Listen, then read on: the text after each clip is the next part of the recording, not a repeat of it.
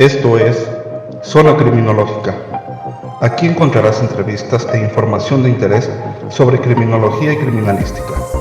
Bienvenido a tu zona. ¡Comenzamos! Hola a todos, bienvenidos a Zona Criminológica. El día de hoy vamos a hablar sobre la criminología. Y para hablar de este tema tan interesante tenemos un invitado de lujo. Les presento al maestro Felipe de Jesús Villarreal Ramírez. Él es licenciado en criminología, egresado de la Universidad Autónoma de Nuevo León. Bienvenido, Felipe, ¿cómo estás? Bien, gracias, un gusto de estar aquí en este proyecto y con todas las ganas para participar, ¿no? Excelente. Pues, ¿qué te parece si entramos en materia? Y déjame preguntarte, para todas las personas que nos hacen el favor de escucharnos y seguirnos, ¿qué es la criminología? Bueno, podríamos hablar de la criminología como varios conceptos, definiciones que podríamos encontrar en la literatura, ¿no? Vamos a encontrar varias definiciones. Yo, investigando un poquito con relación a esto, porque hay una variedad muy considerable, quise traerme o considerar tres definiciones que considero importante. La primera es la de Luis Rodríguez Manzanera, que pues todo el mundo lo conoce, su libro de criminología, en donde desde hace ya un buen tiempo en la gran mayoría de las universidades, en las carreras, se ha tomado esta definición de Luis Rodríguez Manzanera, que él obviamente la tomó de Quirós Cuarón, ¿no? Que es el que al final de cuentas acuñó esta definición. Y esta definición obviamente habla sobre ciencia sintética, causal, explicativa, natural y cultural de las conductas antisociales. Es muy específica, concreta, podríamos ir analizando cada uno de los puntos que aborda esta definición, pero es interesante porque aborda varios elementos básicos que describen a la criminología como tal, ¿no? La parte de la síntesis, la parte causal, la parte de ciencia, y podemos ir viendo cómo esta definición está muy específica.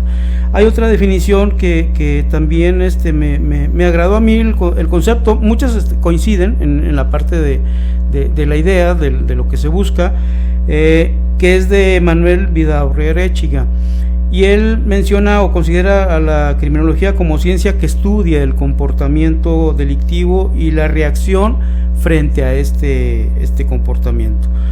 Ahí obviamente es de una manera más general y nos habla del estudio del comportamiento delictivo, ¿no? A mí me gustaría separar el estudio del comportamiento. Normalmente se maneja desde la parte individual del sujeto como la parte como fenómeno social, ¿no? Y ahí algunos autores le dan ese enfoque como fenómeno social, o el comportamiento desde el sujeto, que al final de cuentas es el que comete la conducta, ¿no? Pero también hay un libro de un criminólogo de Tamaulipas que denominó el libro como Definición Moderna de la Criminología en México, y él hace precisamente por todas estas definiciones que hay en la literatura sobre criminología, él buscó hacer una definición tomando en cuenta varios criterios y analizando varios puntos. Y entonces en este libro hace un recorrido muy interesante para poder llegar a una definición que sería prácticamente como ciencia social y sintética, que desde un enfoque biopsicosocial, que aquí podemos ver la parte del sujeto, ¿no? Estudia las conductas antisociales, las personas que la cometen, las víctimas que las padecen y su control social con la finalidad de prevención. Él analiza varios elementos para llegar a esta conclusión. Su libro lo pueden descargar en internet, y hace un recorrido muy interesante para llegar él a esta definición. Entonces, en conclusión, en cuanto a la definición, podríamos hablar de que esta ciencia que estudia el comportamiento, ya sea individual o colectivo, que genera una conducta violenta, una conducta delictiva, y que busca identificar las causas. No se queda nada más en el conocimiento, sino también tratar de identificar y atender a través de la prevención, atención y todo esto de las causas de este fenómeno, ¿no? Entonces es una ciencia que aborda prácticamente todos estos puntos, elementos que he mencionado. Entonces, en este camino evolutivo que ha tenido la definición o el concepto de la criminología, ¿qué nos pudieras compartir sobre precisamente esa evolución histórica o ese antecedente histórico de la criminología? Bueno, aquí pudiéramos hablar tres etapas, ¿no? Etapas de manera general, la etapa clásica que se inició precisamente con Lombroso. Después viene una etapa ya moderna, en donde aparece la Escuela de Chicago, mucho del enfoque social, y después viene ya la etapa contemporánea, ¿no? Dentro de estas tres grandes etapas podemos encontrar tres paradigmas o pensamientos criminológicos, ¿no?, que han ido evolucionando de acuerdo al estudio del comportamiento delictivo. Tenemos primero como principal paradigma, o el primer paradigma, el positivismo, que aquí la característica es el estudio del sujeto, ¿no? Ellos en la escuela o en este pensamiento positivista, pues decían, el sujeto es el que comete la conducta, vamos a estudiarlo, ¿no? Vamos a tratar de entenderlo, ¿no? Y surge este movimiento en cuanto al positivismo. De ahí viene de lo que ahorita conocemos como criminología clínica, que es el estudio del sujeto en el ámbito penitenciario. También lo que hemos escuchado recientemente ahora, lo que se llama en la parte de las neurociencias, neurocriminología, que es un concepto, una definición que ha surgido y que regresa a la parte del estudio del sujeto, pero desde la parte de su funcionamiento cerebral, ¿no?, de las neuronas, la interconexión que hay entre todas ellas. Entonces, el positivismo surge como el estudio del sujeto. Después viene otro paradigma en donde viene el interaccionismo. Aquí dicen, a ver, pero es que no nada más es el sujeto el que comete la conducta. Este sujeto forma parte de un contexto social, vive en una familia, en una ciudad, una zona urbana, una zona poblada, la comunidad, el barrio. Todos esos elementos sociales contribuyen en la formación de una personalidad de un sujeto.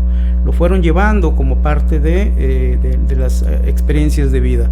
Entonces ellos, este pensamiento o este paradigma interaccionista, se enfocan mucho en el estudio de esos contextos sociales, ¿no?, que es algo que consideran ellos es importante también estudiar.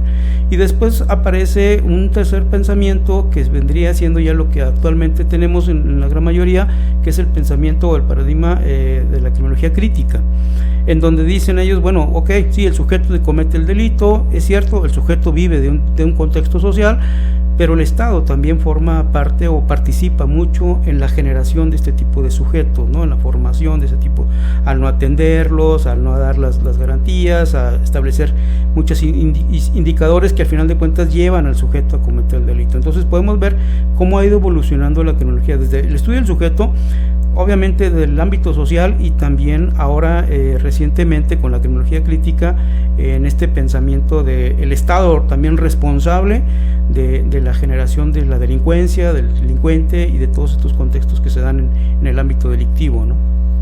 Ok, entonces en resumen podríamos hablar que la etapa positivista de la criminología se encargaba únicamente del estudio de la persona, de quien había cometido algún delito. Se trataba de estudiar y comprender el por qué o cuál era su motivación o sus razones para haberlo cometido. Me hablas de un interaccionismo, gracias por la corrección, en donde no solo el factor es el sujeto, sino el ambiente social en el que se desenvuelve, en el que vive. Y al final hablamos de una criminología crítica que ya hace un poquito participar al Estado. Dice que la sociedad tiene que ser cuidada por un Estado garante de salvaguardar sus derechos, salvaguardar su patrimonio, su integridad física, y eso es parte ya de lo que podemos conocer, lo que tú nos decías de la criminología crítica. Entonces, hay ciertos conceptos que hablan de factores. ¿Qué son los factores criminológicos o los factores criminógenos? Bueno, factores, como su mismo nombre lo dice, son los que favorecen, ¿no?, una conducta. Podemos encontrar, por ejemplo, en el mismo libro de Rodríguez Manzanera, él maneja de causas y factores. Cuando nosotros dentro del ámbito de la criminología hablamos de factores, es todo aquello que llega a favorecer el comportamiento antisocial o delictivo de una persona. Y entonces tenemos que, por ejemplo, podemos encontrar factores endógenos y exógenos como clasificación de factores, que son la clasificación básica, pero también encontramos dentro de la criminología clínica, que se utiliza mucho para elaborar el diagnóstico clínico criminológico, el estudio del sujeto, factores predisponentes, preparantes, desencadenantes, es decir, factores internos, factores que van preparando al sujeto y factores que generan la conducta, ¿no?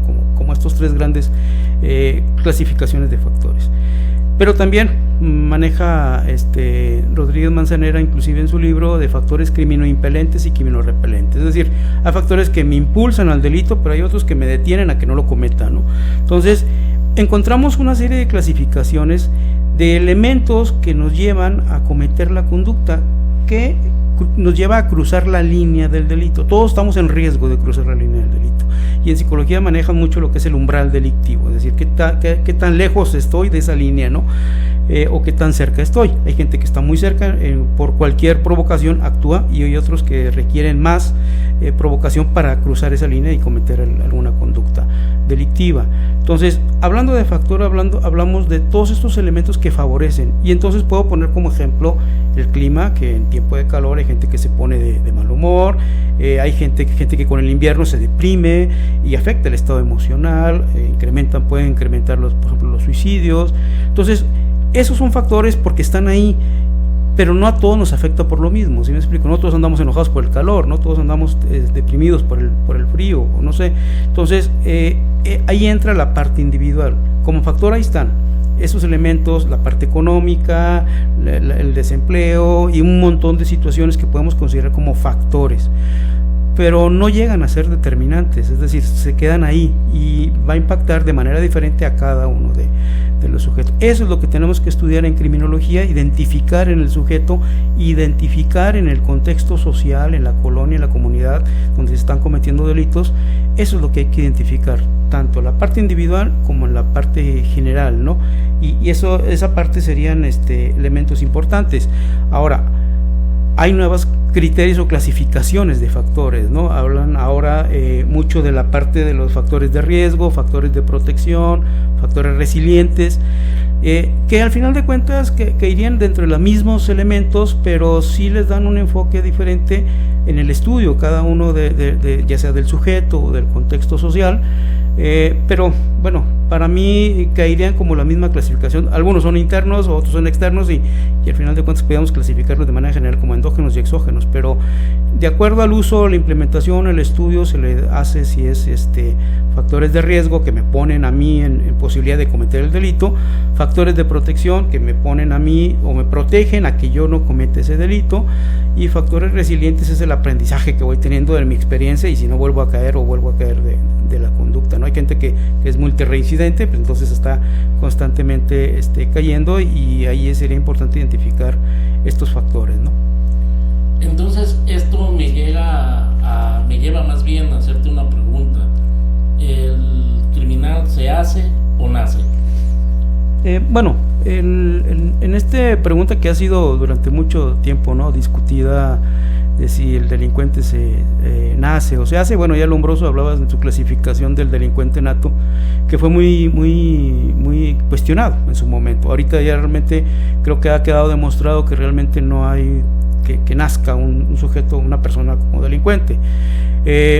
Yo creo que él hablaba en esta parte con relación a los elementos de predisposición que traemos cada uno de nosotros en la parte individual. Hay gente que trae elementos, características, rasgos de personalidad de su padre o de su madre en cuanto a la manera de ser, pero no quiere decir que va a ser igual o va a reaccionar igual que su padre o su madre. Va a tener una vida diferente, un estilo diferente de vida, experiencias diferentes, y eso lo va a ir llevando a tomar decisiones diferentes.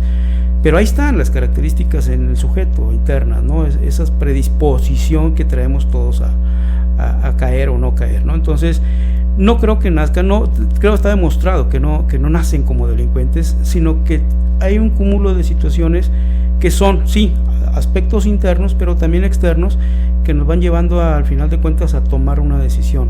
Ahora, aquí viene el cuestionamiento que también mencionan algunos autores en cuanto al libre albedrío, ¿no? Es decir, realmente la decisión que tomas es porque un razonamiento, un pensamiento lógico, una manera de tu característica de inteligencia y todo esto lo tomaste libremente, o fue por un medio en el que vives. A lo mejor vamos a suponer un chico que vive en un barrio donde hay pandillerismo, violencia, droga, y ese medio lo va llevando, ¿no? Lo va llevando a cometer cierto tipo de conductas. Entonces, es cuestionado esta parte sobre el libre albedrío, si la decisión final realmente es decisión de él o el entorno lo llevó a cometer el delito. Entonces, no nacen, o sea, el entorno creo que juega un papel muy importante, y entre ellos la familia, ¿no? Como uno de los principales.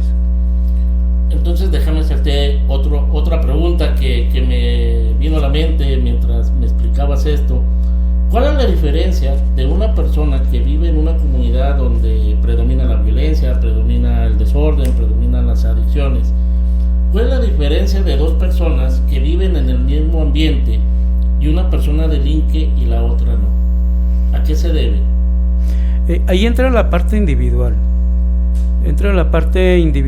En cuanto a... Porque, por ejemplo, yo siempre en clase les pregunto a los chicos, todos tenemos hermanos y somos diferentes, o sea, y crecimos bajo las mismas reglas, las mismas normas, valores, pero al final de cuentas en la edad adulta somos diferentes, ¿no? Tenemos personalidades diferentes.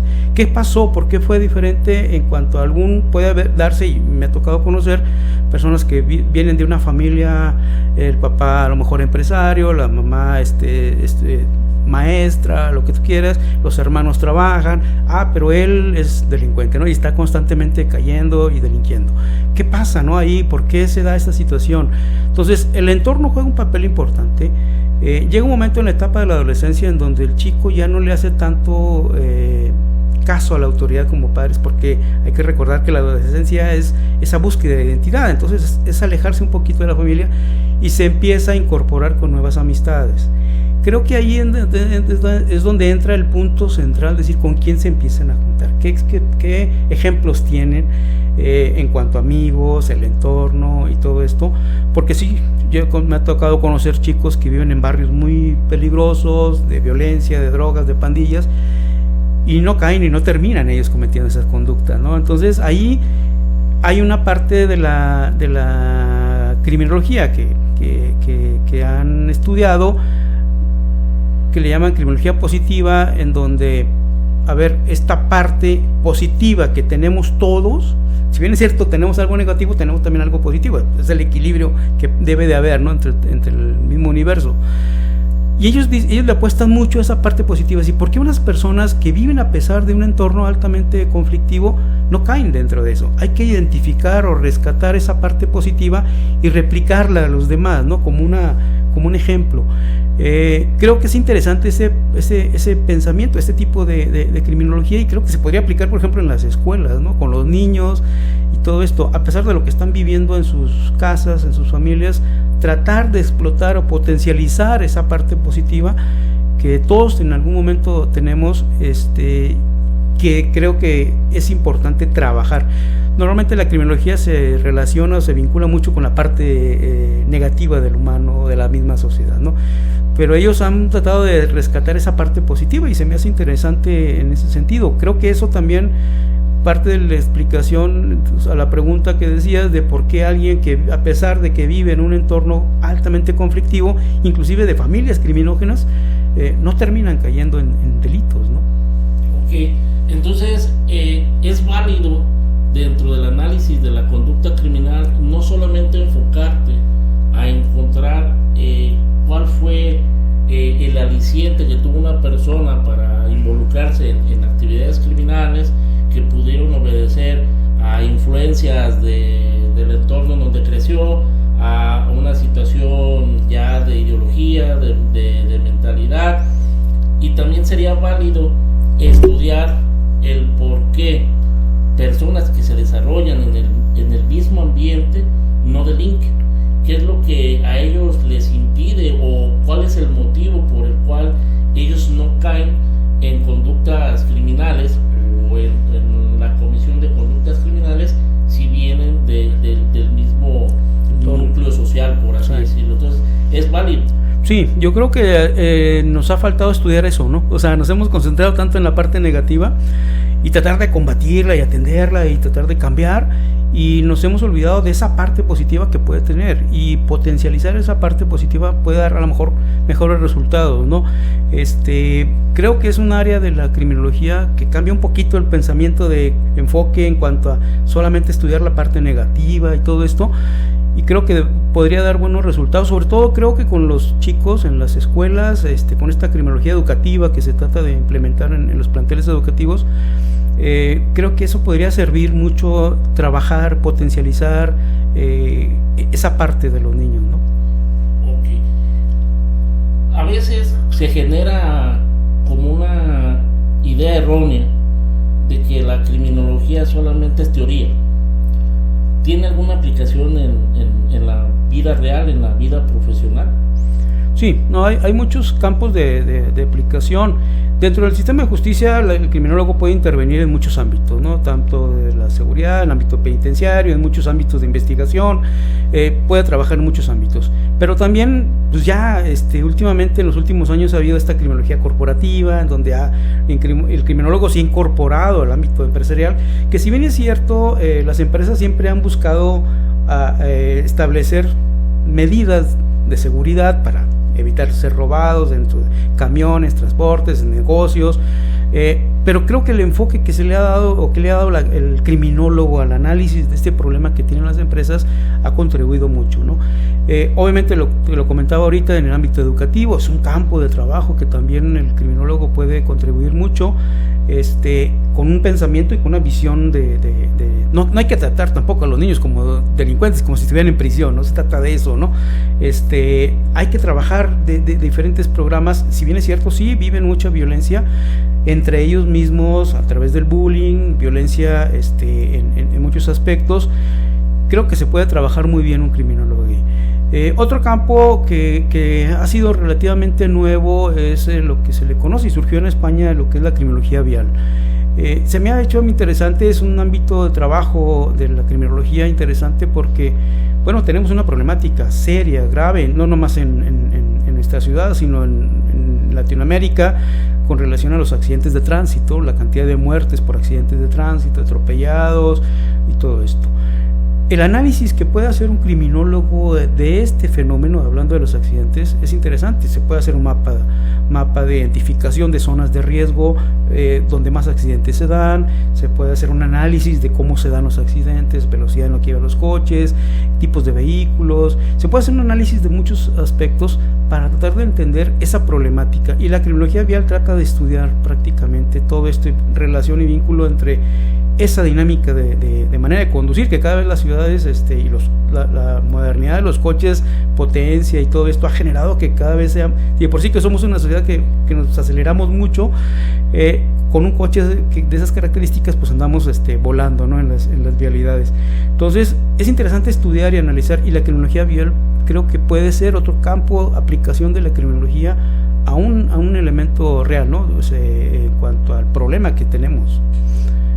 Bueno, ya lo oyeron, muchachos. Para quienes estén pensando o todavía tengan la duda de si estudiar este tipo de carreras o si inclinarse, quienes ya la están estudiando desde la criminalística o en la criminología, pues se dan cuenta de que la criminología tiene aplicación en el ámbito profesional, en el real.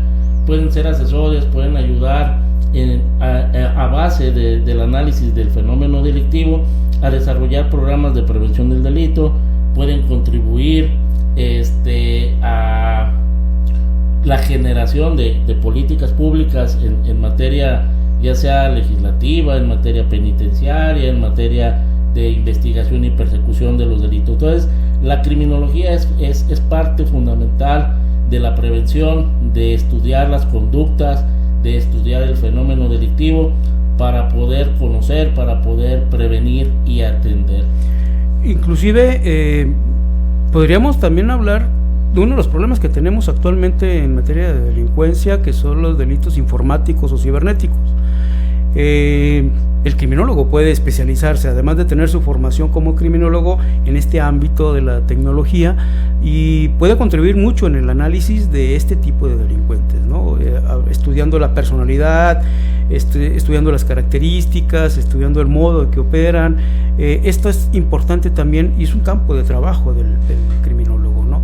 Entonces, también imagínate un criminólogo en el DIF, por ejemplo, ¿no? Tenemos una problemática de las familias en donde pues, implementan programas, proyectos, terapias y todo esto, pero creo que tendría que hacerse un análisis de qué pasa con las familias, ¿no? Entonces, ahí un criminólogo puede colaborar muy bien con una visión criminológica interdisciplinaria de lo que sucede y cómo atender este problema de las familias, ¿no? Entonces, hay muchos campos, o sea, a veces se limitan o piensan y se visualizan nada más en un área, pero creo que hay muchos campos de trabajo del criminólogo, es decir, ahí ya depende de cada uno de los chicos hasta dónde quiere llegar, ¿no? Y esa parte está ahí posible. O sea, no está limitado únicamente a ingresar a una institución pública, pues, sino en el ámbito privado puede haber varias oportunidades de empleo, incluso ellos podrían hasta diseñar algún tipo de programa, sí, o algún tipo de proyecto que sea de interés.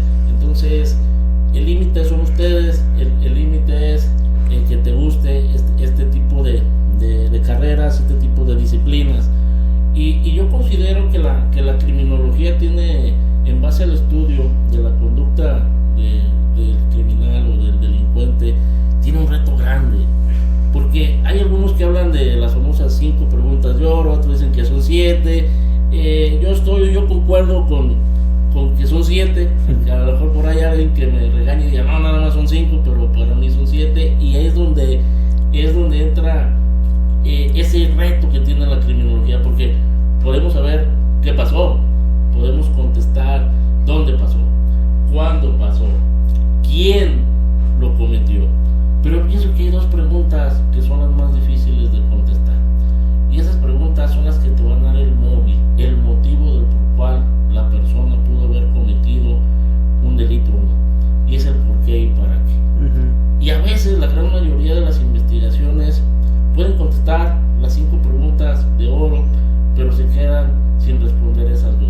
Ese sería el reto de la criminología, ese es parte de la utilidad de la criminología. Sí, fíjate que yo sí considero que no hay que limitarnos en preguntas, ¿no? La cantidad de preguntas. Creo que hacernos todas las preguntas posibles. Sabes perfectamente tú que en el análisis criminológico, el análisis criminal en general, es cuestionarte todo, ¿no? Preguntarte todo. Entonces, creo que es válido no quedarnos con dudas, tratar de preguntar. Eso lo perdimos, yo creo que ya en la adolescencia y la adultez, porque de niños es natural, ¿no? El preguntar el por qué, esto y lo otro. Y eso lo hemos perdido, ¿no? Y un sujeto que se dedique a investigación, un criminólogo que se dedique al trabajo criminológico, debe retomar ese pensamiento del niño, de estar cuestionando, preguntando, porque a través de las respuestas vas a ir conociendo todo lo que sucede. Entonces, sí, creo que es importante, y sobre todo estas preguntas, ¿no? De por qué y para qué, o sea, es decir, ¿qué sucedió, no? O sea, cuando estás estudiando al sujeto delincuente en prisión, pues tú dices, ¿qué pasó en esta persona? ¿En qué momento se convirtió en esto que tengo aquí enfrente, no? Es decir, un sujeto que puede haber matado, violado, secuestrado, no sé.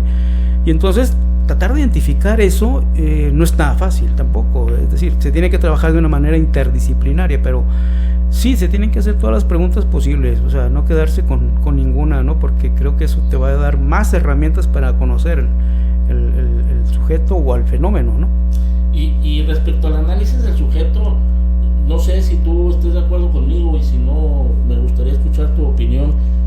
Debemos irnos acostumbrando a que cuando analicemos a la conducta del sujeto, tiene que ser individual, porque yo a veces he escuchado que como que a todas las personas las meten en un costal y dicen, es que seguramente es porque es psicópata, es esquizofrénico, tiene disociación cognitiva, pero pues ni siquiera los hemos estudiado, ni siquiera hemos platicado. Entonces yo creo que es parte de ir generando esa conciencia profesional, de no dar una opinión así como tan a la ligera,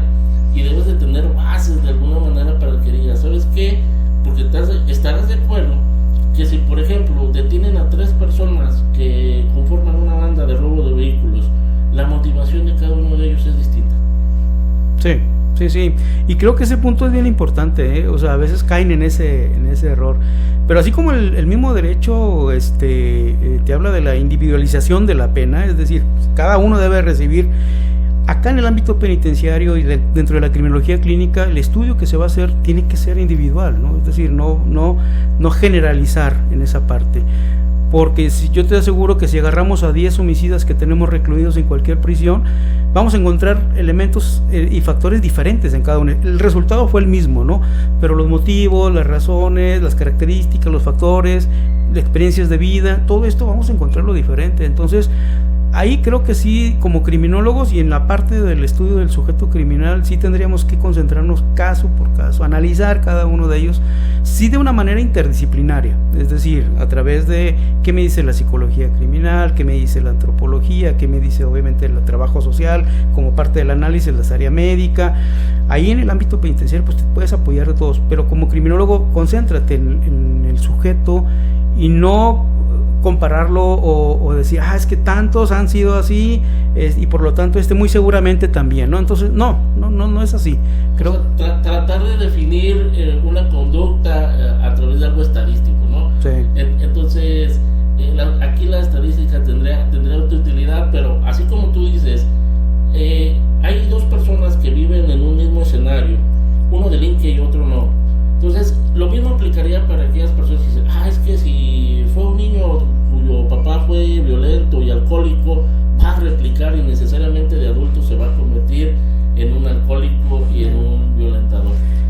Entonces, es por eso que deberíamos de dejar de dar lo que yo le llamo el pensamiento simplista, porque para confirmarlo, pues precisamente tienes que analizar y tienes que estudiar. Entonces, siempre, muchachos, que ustedes se dediquen a la criminología o a cualquier otra disciplina, tienen que emitir una opinión basado en evidencia, ¿sí?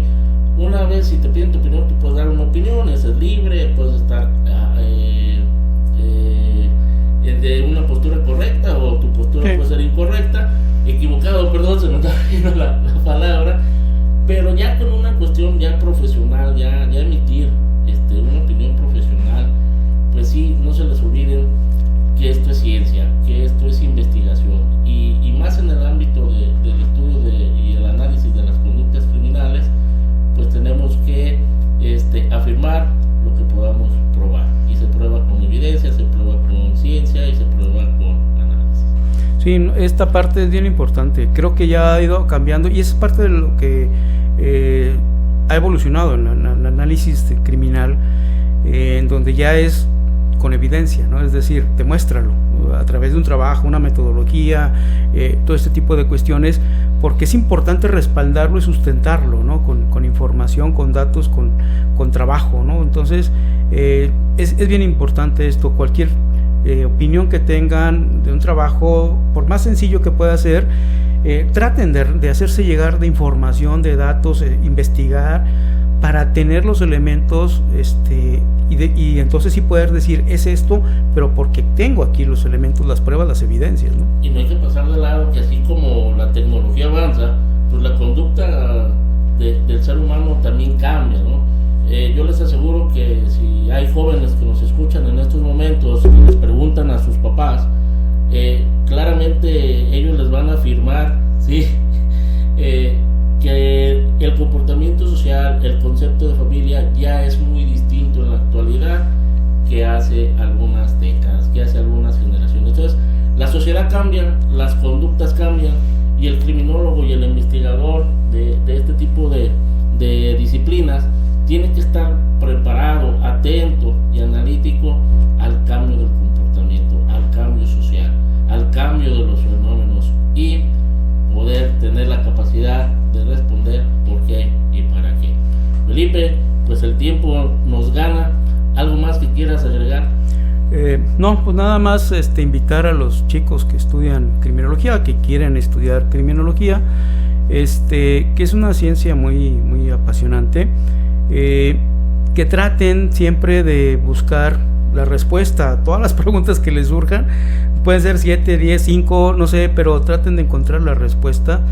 Y es bien importante aquí la parte de que a veces me ha tocado conocer chicos que ya están por salir y no saben qué va a pasar, ¿no? O sea, qué voy a hacer, dónde voy a trabajar. El campo hay mucho campo, es trabajo, es cuestión de que busquen, todos en nuestros momentos batallamos para conseguir trabajo y todo esto, entonces es un proceso, o sea, ya acomodándose es parte de agarrar la experiencia, pero campo de trabajo hay en el ámbito de gobierno e iniciativa privada, ¿no? Entonces, inclusive si se dedican a la parte de la criminalística como peritos, pues un despacho, ¿no? de dictámenes periciales, entonces hay campo de trabajo. Esta parte creo que está abierta y no tengan miedo, es arriesgarse, jugar arriesgarse a la parte de me aviento, tomo la decisión, pero sin miedo, ¿no? Esa parte creo que es importante. Pues Felipe, te agradezco mucho que nos hayas acompañado en la edición del día de hoy. Muchachos, a todas las personas que nos hacen el favor de seguirnos, de escucharnos, hasta aquí llegó el episodio del día de hoy. Me despido, mi nombre es el maestro Luis Humberto y no se olviden que transmitimos desde la Cámara Gesell del Colegio Libre de Estudios Universitarios. Y como decimos por aquí, en CLEU aprende de los mejores. Muchas gracias, síganos por favor y hasta el próximo episodio. Que estén bien. Muchas gracias.